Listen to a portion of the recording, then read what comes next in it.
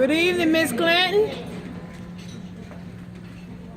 What a great honor it is for me to be here with all of you and to have a chance to see some of the mothers that I've gotten to know over the last months and to meet others of you who are here for this weekend. I think it's fair to say that the program has already been amazing. Just here during dinner, and I know you had other sessions this weekend, but here during dinner, I have to say that Rebecca Vaughn was just astonishing. And Jill Tracy kept us all in line. I don't know if you could notice where you were sitting, but she has on the coolest looking red tennis shoes underneath that elegant, long, flowing black dress.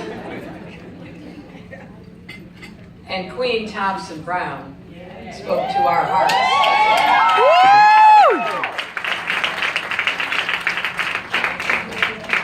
Just unleash that, because you have a powerful message. I want to thank LaVie. I want to thank Minister Wanda Johnson and Pastor Gregory Williams and Kat Tynes. Kat Tynes has on the highest high heels I think I've ever seen. I was just knocked over when Kat came up here. Mm-hmm. They sparkle, but they're like, a foot high. I had to give up wearing high heels 10 years ago. I'm so jealous. But the sisterhood that is here is so overwhelming in its love. And I am grateful to see all of you and it in action. I want to thank Sabrina and her entire family who stand behind her for bringing us together. Trayvon's parents, Sabrina and Mr. Tracy Martin, and his brother, Javaro, and his grandmother, because as Sabrina said, she's from a line of strong women, and I've met Marion Evans for the first time in South Carolina, and happy to see her again tonight. Have demonstrated what it really means to have a family in the worst of times. I appreciate the elected officials who are here, including my longtime friend, Congressman Alcee Hastings, who I've known for a long time. Barbara George and Dennis Moss and Oliver Gilbert and Dorothy Vendros Mendigo. But most of all, I thank all the mothers and fathers, but mostly the circle of mothers, who are turning your grief into action. And so importantly, reaching out to support other parents who face the unimaginable. I've had the great privilege of getting to know Sabrina over the last months. Even before I met her, I knew something important about her. Like a lot of people, I watched in disbelief and horror when her son was killed. But then I saw her talking about her love for Trayvon, urging people who were devastated by his death to make America a more peaceful place. She was joined by Trayvon's father. I can remember seeing that on television. One reporter described them as models of grace and fortitude. When I met Sabrina for myself, that's exactly what I saw. It takes a special kind of person to endure a loss like all of you, and then find a way to turn it into service. That's what Sabrina has done. That's what many of you have done. Sabrina said this is not something I ever wanted to do. She said, I can't help Trayvon, but there are a lot of other Trayvon Martins I can help. That's true for all of us. There are a lot of other young men and young women we all can help. You see, I believe we have a moral obligation to protect our children, no matter what zip code they live in, to reduce violence, especially gun violence, to stand up against systemic racism, and to promote justice and equality. I believe we owe that to our children, and we owe it to the parents who love their children more than anything, especially those whose love persists after they were so tragically taken from them. Sabrina and I were talking at the table about the weekend that has been provided for the mothers who are here. And I had the great honor of meeting each of the mothers, the circle of mothers, before we came in. Some lost their children to gun violence, others died after encounters with police or because of domestic violence. Each mother handed me a letter. Actually, they put it in a basket. Put it in a basket that Sabrina's mother, I think, made possible. They handed me that letter, and I'm going to read every single word of these letters, because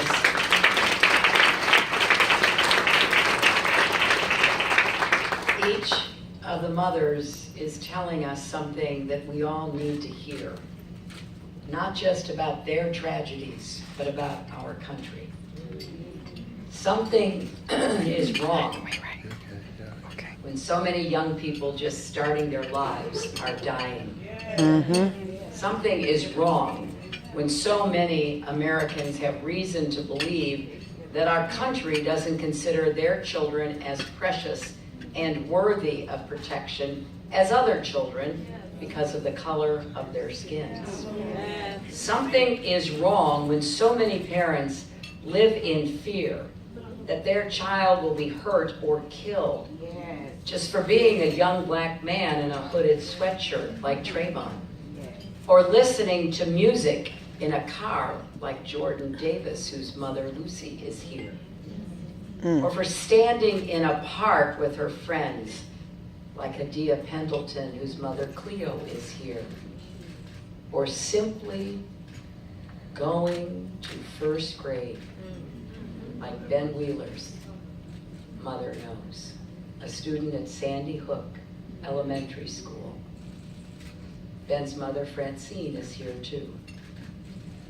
Something is very wrong, my friends, and this election gives us a chance to keep trying to make it right. I come here tonight as a mother and a grandmother. I love my daughter and my granddaughter more than anything. And I worry about them like every mother does. I want them always to be safe. But I also come here as someone who's been fighting for children my entire life. And I'm going to keep talking about these issues every chance I get, because there's nothing more important than protecting our children. If we fail at that, it really doesn't matter what else we get right. So we have got to face up to all of the barriers that are denying children the opportunities they deserve, that enable people to see some children as less than what they truly are: talented, beautiful, and beloved. We've got to dismantle the school-to-prison pipeline that wrongly diverts too many kids into the criminal justice system. We've even seen an uptick, a significant uptick, in police involvement in school discipline, especially in communities of color. We're seeing an over-reliance on suspensions and expulsions. Some of you may remember that video of the girl in South Carolina being thrown out of her desk and dragged across her classroom floor by a school officer. Classrooms should be safe places for all children. That should go without saying. And yes, we need to continue to fight for criminal justice reform. Our legal system is often stacked against those who have the least power and are the most vulnerable. Let's get back to that fundamental principle. Everyone benefits when there is respect for the law and when everyone is respected by the law. And this is actually an area where a lot of Democrats and Republicans agree. We need to end the era of mass incarceration, rebuild the bonds of trust between law enforcement and communities, and do something about the horror, the tragedy of too many young African Americans being killed by police or dying in custody. The mothers of Dontre Hamilton and Eric Garner are here tonight. They, along with Sandy Bland's mother and so many others across the country, are doing their part to make sure no one else's children die like theirs did. They deserve our complete and total support. And we need to protect the health of our children. And that includes their mental health. Nearly 17 million children in America experience mental health problems. Some of those kids don't get treatment. They grow up to adults. And then they cause harm to others. We need to make sure the next generation grows up in a country where there's no shame or stigma, no barriers to anyone seeking and needing mental health care. And at long last, we must do something about the gun violence that stalks communities and terrorizes families. And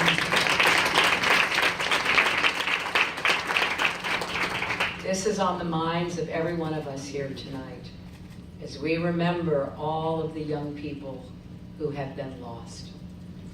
This problem isn't going away. Even toddlers are getting their hands on guns and shooting themselves or someone else. There have been, by last count, 23 cases of toddlers getting guns so far this year. I don't know what more evidence anybody needs in our country to know that something has gone terribly wrong. We are smart enough and strong enough as a nation to figure out how to protect the rights of responsible gun owners while keeping guns out of the hands of domestic abusers, other violent criminals, gang members, the severely mentally ill. I know we can do this, and despite all the political noise, we are actually united on this issue. The vast majority of Americans support comprehensive background checks. In fact, the conservative pollster, Frank Luntz, found that 82% of gun owners and 74% of NRA members support background checks for anyone buying a gun. Democrats and Republicans overwhelmingly support them. So do leaders in law enforcement. So this isn't a matter of building popular support. We already have it. This is a matter of making elected officials do their jobs to keep our children safe.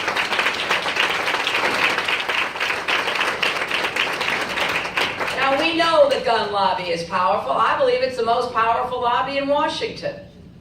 And we know that some candidates will say or do anything to keep them happy. Just yesterday at the NRA's annual convention, Donald Trump said that in his very first hour as president, heaven forbid,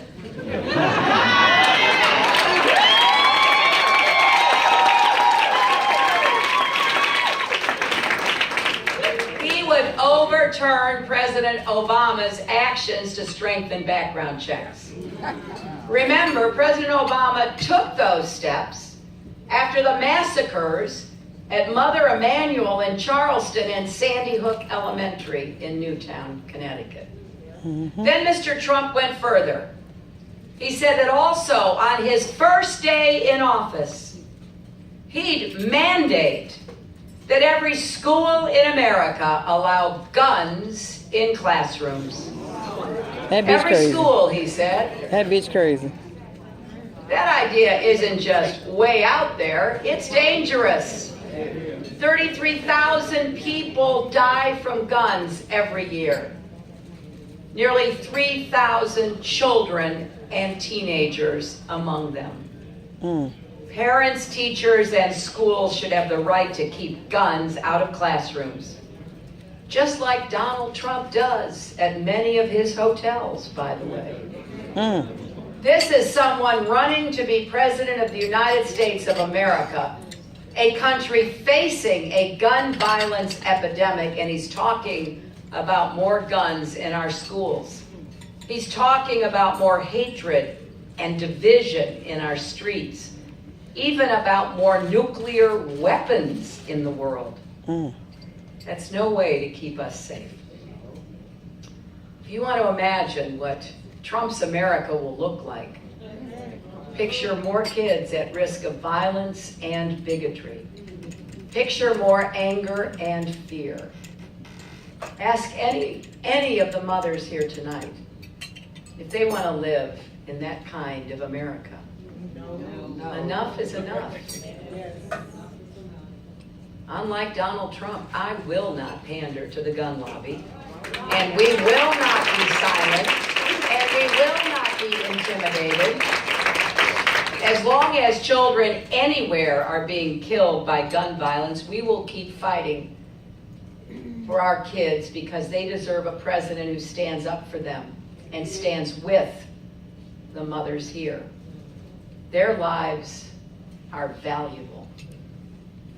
Now, there's a lot more I could say tonight about what we need to do to better serve our kids, from education to healthcare to jobs, but here's the bottom line.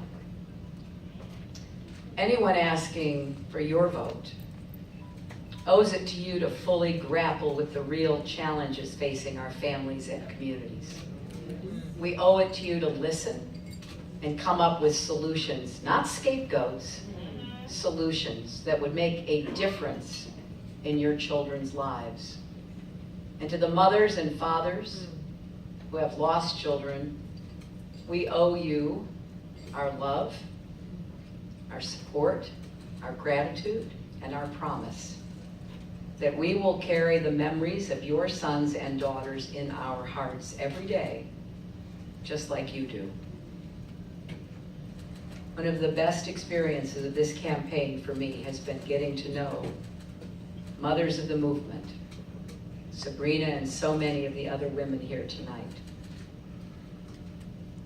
They are turning their sorrow into a strategy and their mourning into a movement.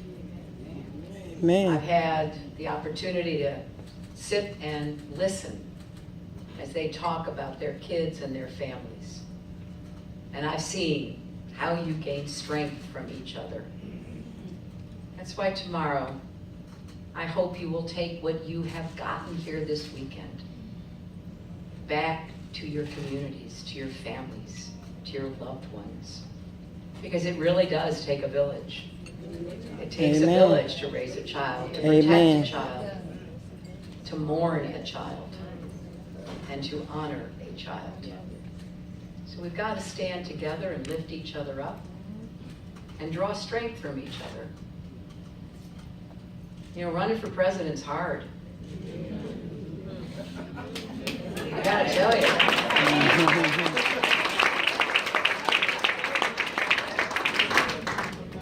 But it's nothing like what I have seen the mothers do. Amen. And what I have learned from everyone whom I have met. Your courage and your commitment and your leadership is inspirational to me. I want to close with a passage from Scripture that means a great deal to me, and I know has meant a great deal to Sabrina. Trust in the Lord with all your heart. All right. Amen. Amen. And lean not on your own understanding. In all your ways submit to Him, and He will make your paths straight. We may never be able to understand the senseless violence that has affected the lives in this room and so many others who you are standing for across our country.